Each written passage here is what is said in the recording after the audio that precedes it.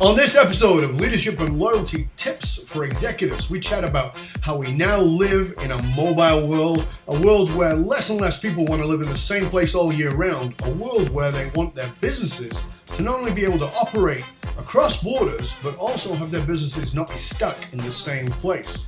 Welcome to Leadership and Loyalty Tips for Executives, part of the Full Monty Leadership Interview Series. I'm your host, Dov Barron, founder of Full Monty Leadership. If you're a new listener, thank you for joining us. Strap yourself in, we're about to go full Monty. If you're a regular listener, big thank you to you for being one of the over 1.5 million downloads and making us the number one podcast for Fortune 500 and consistently keeping us right at the top in next-gen leadership, human resources, and a bunch of other great categories. So thank you for sharing the show with everyone that you know. And remember, we always need your help to stay relevant. So get yourself over to iTunes, rate, review, and tell others about the show. Tell everybody you possibly can. All right, let's strip it down and dive right in.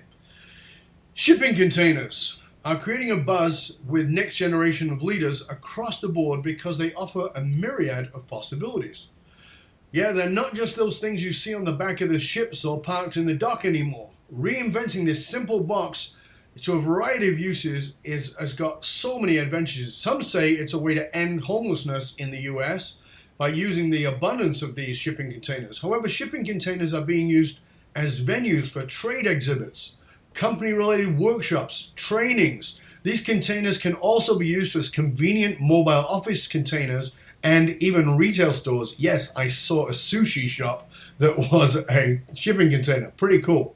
There are many business benefits that you can take advantage of if you're looking for a mobile office container. One of the greatest advantages is getting these containers is you can fully customize them, and you can do so at a fraction of the cost of traditional building materials. My guest today is David Campbell. David is a serial entrepreneur.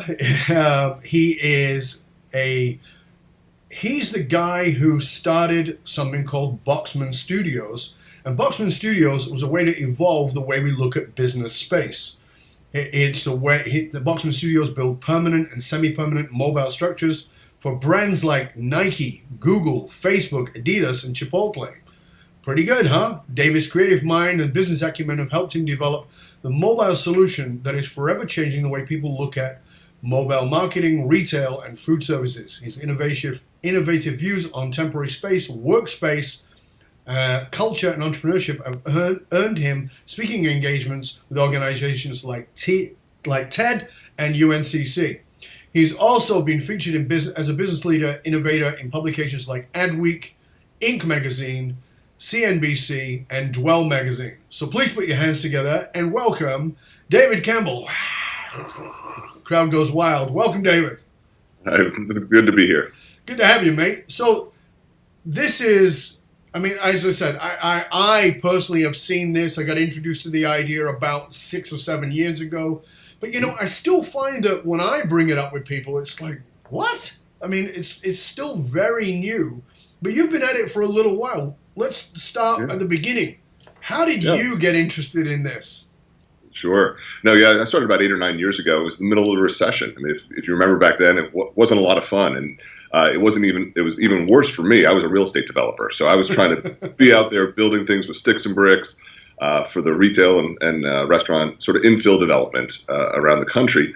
And you couldn't do anything. There was no money. There was no tenants. Nobody was doing anything. And I said to myself, I could either live on what I have and hope for the world to change, or maybe try something new. And lo and behold, I saw 10 images on MSN.com. Remember, we used to have homepages? Yes.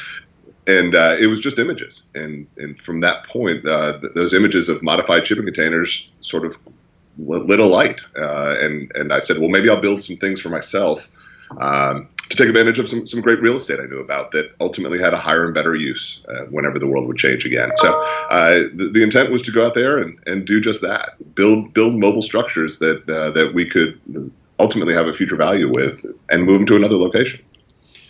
I think that how do you get across to people, because, again, the idea fixed in people's heads is these shipping containers and, the stuff we bring from China to America to bring the goods and stuff that they ship to here, and then they ship back. It's pretty hard for somebody who's not been exposed to it to think of this is your future office. This is your potentially future home. How do you get them to get their head around this idea? Yeah. Originally, a lot of people thought I was crazy. I remember 8 or 9 years ago, you hardly saw them used for anything. I mean, there was the 10 images that I could find, right? Nowadays, it's become kind of commonplace. I've been asked to do 9 reality TV shows for shipping container homes, and the reality is that people start to understand it. But the neat part that I think is occurring is people are looking at real estate in a different capacity, a different manner, and whether or not it's through the modular building efforts, whether or not it's looking for ways to take their homes with them. There's a number of different, I guess, mind shifts that are happening as you're looking at space. Because when we think about mobile homes, we've thought about the fifth wheel. What is the name of those massive monsters that people tow around? They don't do gallons to the mile. They do gallons to the mile, not miles to the gallon. Exactly. So this idea of that you can literally pick up your home or your business and move it to a different place, a different state, that is a pretty radical idea for people. How does that work? Let's just let's go down to the sort of guts of it for a minute. Yeah. How does that work in the real world situation? Because I'm thinking, my mobile home, that thing I tow around behind my vehicle or drive, go into this station, this park, I plug it in, I hook up my pipes that are already available. That's a different situation with a container that has been made into an office or whatever, or a home. How does that work in that context? Yeah, so it's very much the same, but very different as well. So what you're talking about with an RV is you're governed by the Department of Transportation. Right. The DOT tells you what you can and can't do, and it's much different than the International Building Code, which is what we build to. So in order for us to do what we do under the International Building Code, we have to be what's called a certified modular builder in the states that we do business. So the structures that we create are inspected and permitted in our manufacturing facility, and they're delivered as an end product, just like your RV would be. And then, yes, we have some final foundation hookups and some mechanical and electrical and plumbing hookups. But reality is that structure gets delivered, and we have some clients within days are operating a restaurant, go get their health permits, and they're done. Now, the neat part about what you're talking about with the RV is that, yes, we can then move it too. So let's say, who wants to run a restaurant in Southern Florida, and not to pick on Southern Florida, in the summer? I mean, it's hot, right? Right. I have a house in Northern Michigan. I don't like to be there in the winter, and I go there in the summer. So we're a migratory people, a nomadic people. What if we could take our way of making a living and move it with us? And I'd argue that through our structures, you're able to do that if that's what the desire is. But I think that right there is the point, is that we have beginning to grasp, I think, certainly the next gen leaders are definitely getting it, but our generation are really beginning to grasp the ideas we had about business, and business takes place in this place between these hours, and that's where they're going to be fixed for the next 20 or 30 years. That's already gone because we have a mobile world, we have an internet world, we do everything that way. So the idea of keeping a physical structure, to me, it seems like a natural evolution. Are you Absolutely. Yeah. We used to build buildings for hundreds of years, and we assumed that our uses or our needs would be the same. Right. I'd argue our needs are changing all the time, whether or not it's micro spaces or different working environments or different populations. Think about all the inner cities that ultimately could be improved, or you have to have momentum to make change in a lot of different places. And I'd argue, let's think about the West. The Wild West was 2 trade roads that passed. Someone put a tent down at some point and started a little town, and then they maybe built a stick building, and then ultimately they built a brick building. Then you ultimately had these towns. Yeah. Well, a lot of what we're doing is that same thing. We're that feeder, or we're looking for smaller opportunities to generate revenue for our clients, but also to do better by the communities that we're operating in. So as we're starting to get the human patterns to change and to occur, where people are going to get the services that they want, or people are going and taking their business structure to where they want to be. So it just allows a little bit more flexibility. It's not a belief that we need to build a building for the next 50 to 100 years. It's a belief that we need a future value transaction for everything we build, and if we can repurpose it, even all the better, right? Instead of tearing things down. So, you started off by saying that you came into this because of the recession. You were a property developer. How do you think the recession has birthed this? Do you see the direct correlation there? Yeah, I think we're all much more conscious with dollars, and we're a little bit more conservative in the manner with which we allocate those. So, we're a different nation now. We're a different world, and I believe that a combination of millennials coming through and the way they do business versus the way Gen Xers did business versus fill in the blank has helped birth this as well. So we're trying to be much more tactical and much more absolute in what those decisions are. You used to be able to take a look at a traffic map study and do a couple demographic analysis and assume that that's where you want to put your coffee shop or your restaurant. Well, that's great for that minute or that microcosm, and you could, I guess, forecast out a little bit. Sure. But what happens when something either wonderful or negative happens, and you have to relocate, or you want to be in a different location?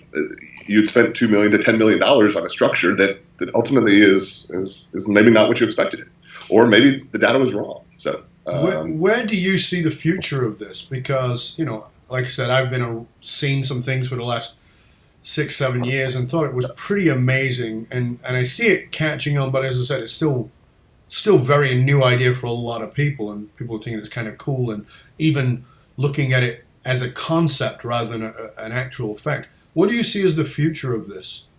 Yeah, I believe we're just past the early adopter stage in this type of construction, and know that shipping containers, we're not purists as it relates to shipping containers. If we're purpose building a structure with shipping container pieces and parts or other type of modular techniques, that has its place too. Sure. So when you combine the repurposing the shipping containers and other modular building techniques, I think it's the wave of the future. I believe that in order for us to do the right thing, that we ultimately need to look at different ways to build. And if there's a future value transaction that we can take it and repurpose it or relocate it, even all the better. But the reality is that, yes, sticks and bricks and concrete and steel are wonderful building materials for certain types of applications. I just argue that it's not the right thing for all applications. And as businesses are looking to be more nimble and people are looking for more flexibility in their lives, it'll become even that much more mainstay. So it's right at that cusp where people are trying to figure out how it works in their business. And if you talk to any retailer out there, they talk about vending and they talk about online sales and they talk about mobile applications. Well, we're a good fit to get real space into that conversation. Maybe the conversation is not ready in all organizations yet, but as they start to look at how they're going to combat with Amazons and all the online shoppers, they're going to have to find some either middle ground or go play in that game. And I would argue middle ground would be a combination of online and what we do to get the tangible items into people's hands. When I look at these things, you look at the raw container. It's a pretty ugly thing. And yet I've seen some that are stunning and spectacular. I was saying in the intro that people get to design them. Does your company, is that what you guys do? Do you design them as well as build them, put them together? Yeah, when I started and I went to try to find somebody to help me build my first structures, I realized that the 10 images I had seen online that day were all done by one-off people, and there was nobody as a unified entity that was doing this. So I correctly, insanely, whatever you want to say, decided to start really 3 companies instead of just one. And that's a full in-house design and engineering company. We run our own manufacturing facility. Everything is built in our facility. And I run a logistics and trucking company as well. So when we have the clients that are building immersion marketing experiences, we can sometimes move those every day.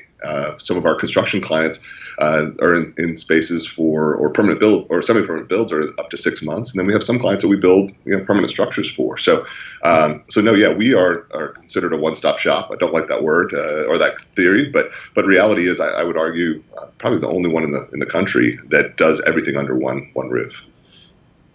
You were in property development. You were in the. What do you see is the difference for you? The biggest shift in the mindset of being in that world, property development, versus being in this. What was the mindset shift for you that maybe leaders watching this need to grasp for themselves? For me, and most of the conversations that I have with some of those aha moments happen are when you start to look at different ways to generate return on investment in shorter time periods or much more tactical approaches to generating revenue. So yes, when I was developing real estate, I looked for a 20-year lease or as long as a lease I could get, because then the bank would finance it and then I could borrow money and then I could go build my building, right? Right. Well, right now we're looking at different ways to find opportunities within the world or within existing assets to help people generate revenue in an interim basis or for a medium or long-term basis. But knowing full well that the world's going to change at some point, and we may want to do something different. So when you start to add flexibility into your algorithm, creativity gets to become exponentially more involved. And then you have, it's not just a, hey, Mr. Banker, I need this amount of money. It's this is what I'm going to do, and I'm going to follow these people, or I'm going to test this market, or I'm going to fill in the blank.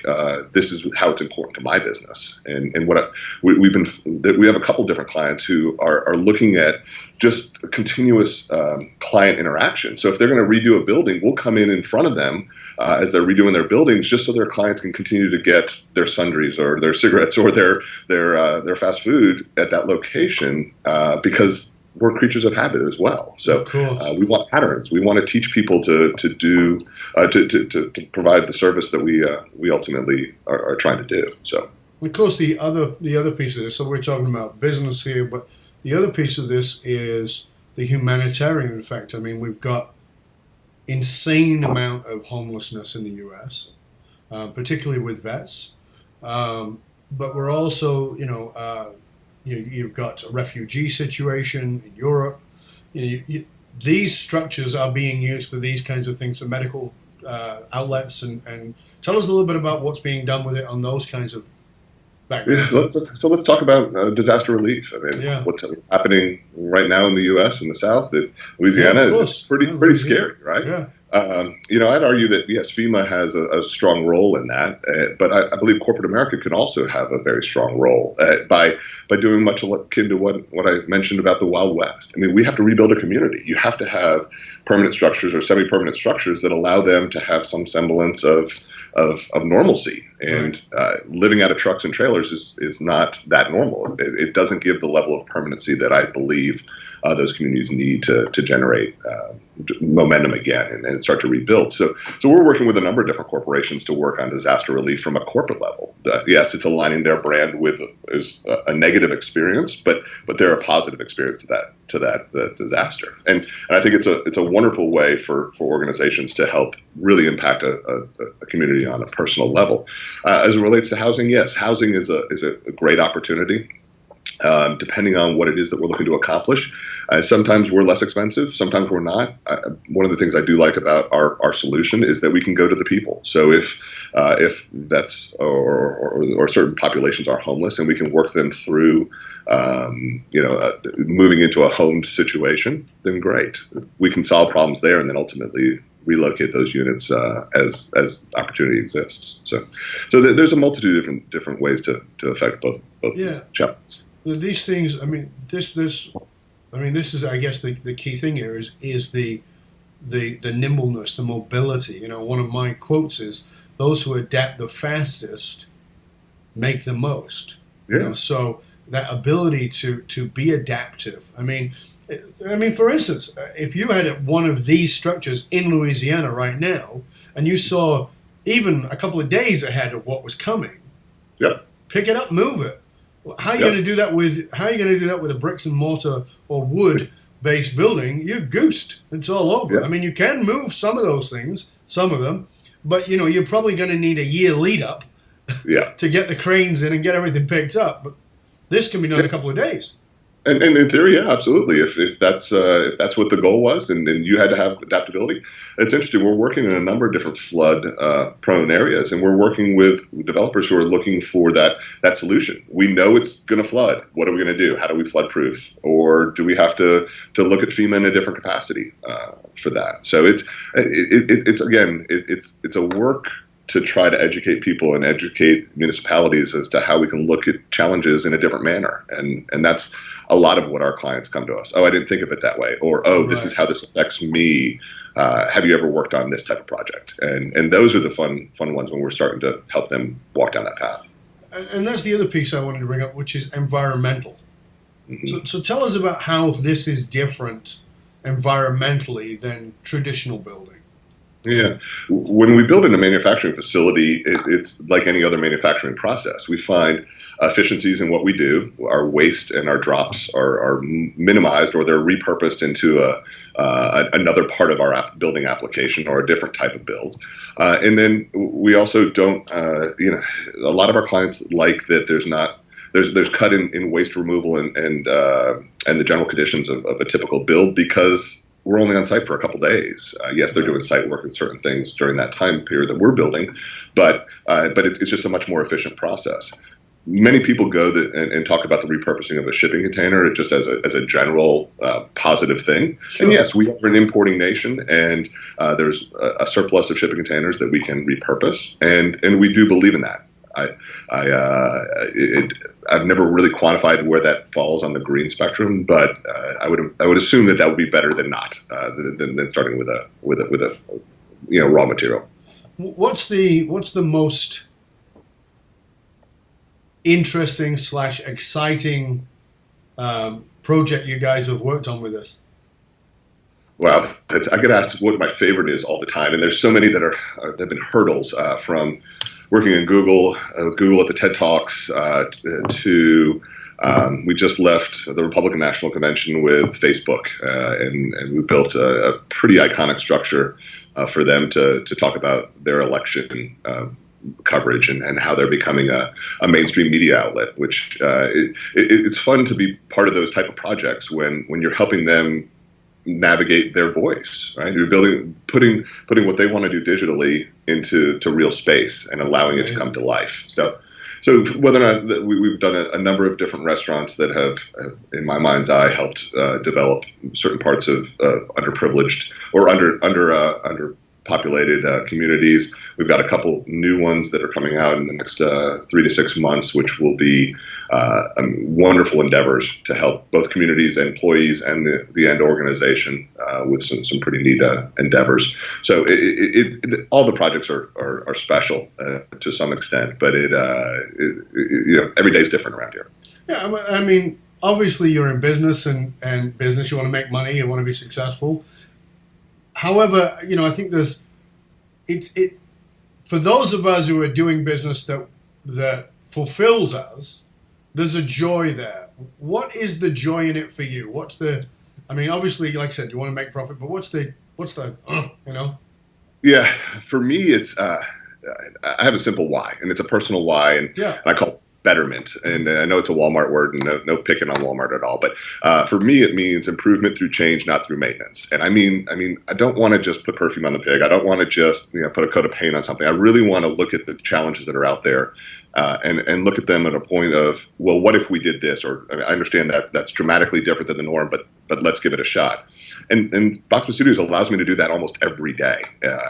I say that my job as a CEO is to create a place where you're inspired to walk in the door and you feel satisfied when you walk out as an employee. And for me, just the conversations that happen on a daily basis of, you'll never guess what called in yesterday, or this is where we are on this project and we need to figure out fill in the blank. by building that mentality as an organization, it's always a different. There's just so much opportunity. We had one big box company call us, I guess, a couple of years ago and said, "David, I need $1 billion idea." I mean, you sit there and go, I was on a call. I was in San Francisco, and I was a conference call, and they said, "David, we're going to bring 12 people. We're going to sit in your conference room, and we're not leaving until we come up with $1 billion idea." And I it's a little bit of an undertaking. I don't have a book of $1 billion ideas that are just lying around, but that was their methodology. They said, "We're a $70 billion company, and a couple $100 million doesn't move it. We want to come up with something new." Never came to fruition, but ultimately, having the opportunity for someone to call us and even propose that is a beautiful thing, and for me, that's what gets me up in the morning. Well, I think there's certain things that catalyze, and the fact that you're doing something that is very, far off to the side from the traditional building thing becomes a wonderful catalyst for other ideas. Yeah. So I can totally see why somebody would come and say, we're looking for $1 billion idea, because the fact that you're building these structures and doing these things says you're not thinking the way they, whatever that means, the traditional people are thinking. You're thinking in a different way. And I can see why that is, okay, let's talk to David.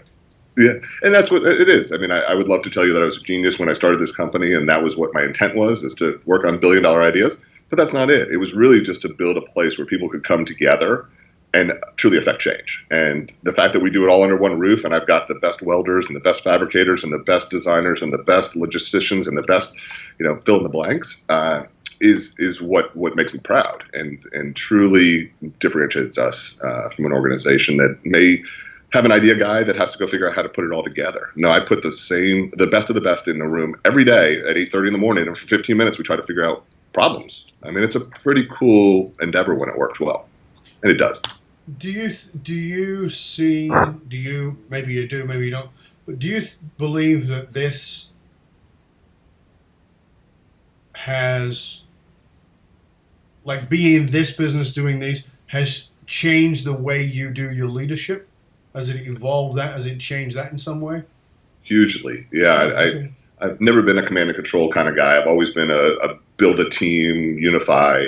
But I'm 44 years old, and from my mid 30s to where I am now, it's absolutely changed, and I hope for the better. And I guess I'd have to defer to the team that as to whether or not it is.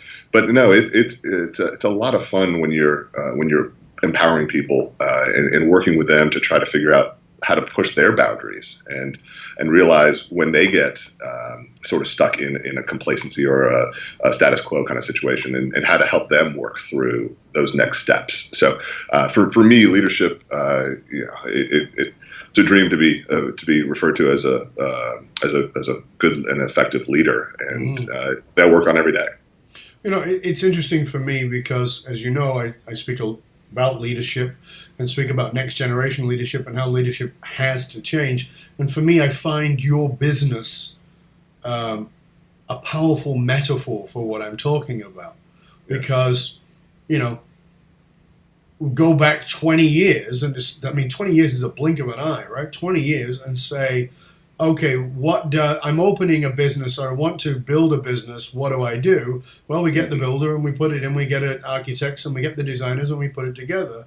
And there would have been no question that is what we do. And the argument, even today, because not everybody's moved there yet, as you said, we're just getting past that early adopters, is still, this is how we do things. Yes. Right, and I've said for years, this is how we do things is a recipe for failure, because this is how we used to do things, and it used to work. And I love what you're doing. That's why I wanted to do the show with you, because I think it's a powerful metaphor to say, get your head out of your ass. It isn't the way it was. It's changed, and if you don't get out of the way, you're going to get run over by the container that's backed on the truck that's coming down the road to knock out your building. Yeah. No, it's just a completely different methodology, a different thought. think about shorter time periods. Think about the ADD, and no disrespect, I've got it. It's just the way the methodology is working. Our attention spans are shorter. Our desires are shorter. What's the chance you go into a restaurant 20 years after it opens at the same place? It just doesn't work that way. No, it's all dramatically changed. Yeah. What is your, let's just go to your leadership for a minute. What is your central belief about how leadership, and we can put that in the very broad terms, how leadership has to change? What's your sort of gut response to that? Yeah, so I find that there's often underlying command and control kind of methodologies that happen in most organizations. People, I've been in a couple of different very high-level C-suite conversations with multinational, multi-billion-dollar companies where I've tried to propose some innovative or different thought ideas. And I actually had once a woman pull me aside and she said, "David, the chance of that happening is zero. People here are paying for the golden parachute, and they're positioning themselves for their next move, and they just need to keep margins where they are and earnings where they are, and they'll keep moving down a path." Well, for me, that is so counterintuitive that I just can't even fathom it. And for me, the leadership aspect of empowering people to ultimately do better for themselves and do better for the organization in conjunction, it has to be the methodology. Now, if you do believe that my job is only to put the right people in the right room to allow them to make the right decision or a decision, it's really hard for most organizations to take that chance, because guess what? Their return on investment, their margins, their earnings per share, people don't give them the time to be able to fail and then recover. So I don't know what the answer is. I know that I've learned to empower people to try to empower them within parameters, because I also believe that some people have trouble making decisions, and we need to learn how to make decisions a little bit more. So it's coming at it from every different angle that you could imagine, and just trying to be consistent. What do you think is missing leadership-wise today? And again, generally, we're talking business, we're talking political, we're talking whatever is. What do you think is missing in leadership today? Yeah, from your point of view, I mean, you're a businessman. You've been a very successful businessman over a longer period of time, multiple businesses. You're out there, you're meeting the big dogs. What's missing? I'm going to talk about it as maybe those that are younger than I am, because I think I went through it, and I believe there's a number of people that after me have gone through just the inability to chart your own course. I feel that very often we're in such a program society of asking to go to the bathroom when we're in kindergarten to a whole multitude of checks and balances as you go through life, that leadership sometimes doesn't always get nurtured as well as it should be. And I think there's some people that have it and are willing to utilize it. And sometimes those that have it get quashed really at a young age, and they start to question their ability to lead. So for me, I would love to see a curriculum of people failing and failing fast. I mean, I know that's a very used statement, but they have to go out there. They have to try. They have to challenge. They have to figure out how to empower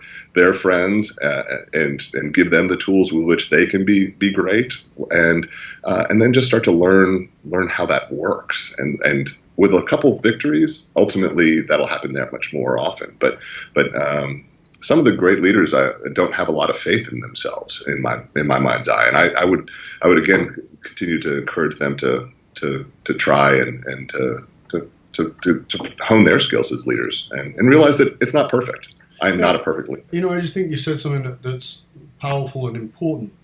That a lot of great leaders don't have a lot of confidence in themselves. It's really interesting. I've said this for years. There's a lot of really bad leaders who've got a lot of confidence.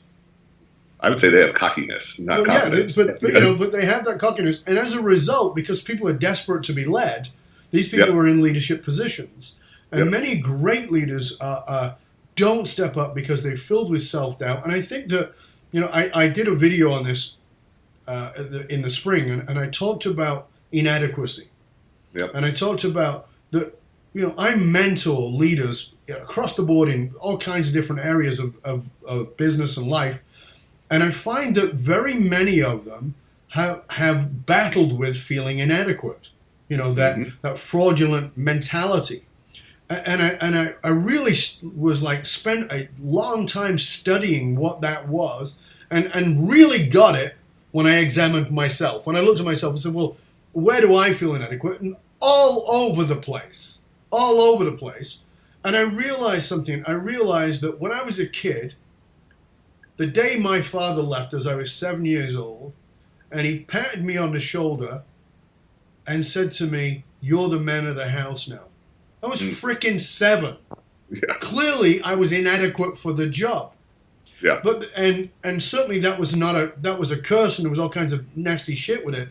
But the truth is that moment put me in a place of, yes, I'm inadequate, but also the deep curiosity about how do I become adequate, and that desire, that hunger to be better. And I think that's why great leaders are often carry that inadequacy, because they understand that they're always stepping into something they don't really know yet. When you stepped into this industry, you didn't know crap about it, right?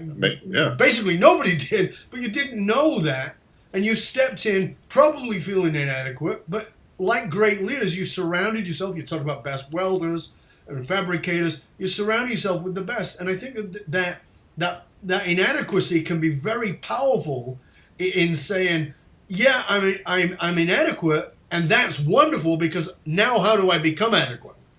Yeah, I call it humility, and I've often been asked when you hire what trait do you hire for, and I try to do humility and empathy, and the reason I say that is that just what you said. If you're not or introspective enough to understand where you are on the spectrum, and I don't think I think that's one of the keys to human growth. I mean, I personally go away once a quarter for 24 to 36 hours just by myself to plan the next 18 to 36 months, which is hard. I mean, it's really hard to see that far in advance, but I look at how I am as a dad, I look at how I am as a husband, how I'm doing as a CEO, a friend, a nephew, an uncle, all the things that I have as my titles, and try to make sure that I'm being respectful to each one. Find some semblance of harmony between them. Balance is always out of the question. It just doesn't happen. No. But just like you said, when you were 7, you did what you had to do. You kept fighting through, and you figured out who you were. And I think that's sometimes a little introspection can help through that. I think I personally think it is the life's blood of leadership. Is you got to be willing to look within, and very often that's not the case, sadly. But great leaders are all introspective. Yeah, I mean, very often we don't have the time. I mean, or you don't perceive that you have the time, and I think you have to make the time. So. Yeah, I think that's the key. I think we don't decide that we have the time. I mean, it's Stephen Covey, the difference between important and emergency, right? And so until you make it important to have that, as you said, that 24 to 36 hours every quarter, or that even 15 minutes every morning or 15 minutes every night. However you want to do it. You do transforms us as leaders and transforms us as human beings. It's been great having you on, David. I would love for you to tell our listeners, our viewers, where they can find out more about you, about your organization, the potential of having you speak, the potential of having your organization assist them in what it is they're doing. Sure. My organization's named Boxman Studios. It's at boxmanstudios.com, BOXMANSTUDIOS.com. More than welcome to reach out to me personally. Phone number is 704-333-3733 at the office. And would love to learn more about your audience and how we may be able to help. Fabulous. Thank you. It's been great. And again, website, one more time? Yeah, boxmanstudios.com. Boxmanstudios.com. We're just going to say goodbye. I hope you'll stay with us, David, and I'll come back to you. I want to thank you for being on the show. Thank you for opening people's minds, getting them out of the container of their own consciousness and having them expand into thinking a little bit bigger and a little bit different, and looking at leadership and the future of business in a different way.